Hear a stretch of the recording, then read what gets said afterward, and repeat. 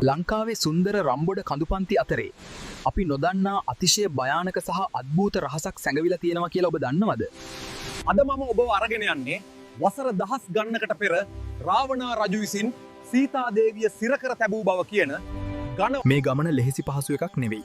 මේ රක්ෂිතය ඇතුලේ අදටත් මිනිස් වාසයක් නැහැ. ගැමියන් පවසන විදිහට මේ ගුහාව අසල අමුතු ශක්තියක් තියෙනවා. මේ තමා රාවණා රජු සීතා දේවිය සඟවා තැබුවායයි කියන රහසිගත සීතා ගුහාව.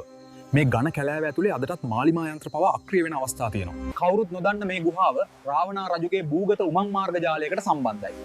මෙතන තියෙන අද්භූත සීතල සහ නිශ්ශබ්දතාවය ඇඟ හිරිවට්ටනවා. රාවණා ඉතිහාසය කියන්නේ හුදෙක් කතාවක් විතරක් නෙවෙයි. මේ වගේ ජීවමාන සාක්ෂි අදටත් අපේ වනාන්තර ඇතුලේ සැඟවිලා තියෙනවා. ඔබත් මේ වගේ අද්භූත තැන්වලට යන්න කැමතිද? කමෙන්ට් එකක් දාන්න. ඊළඟ වීඩියෝවෙන් තවත් රහසිගත තැනක් බලමු.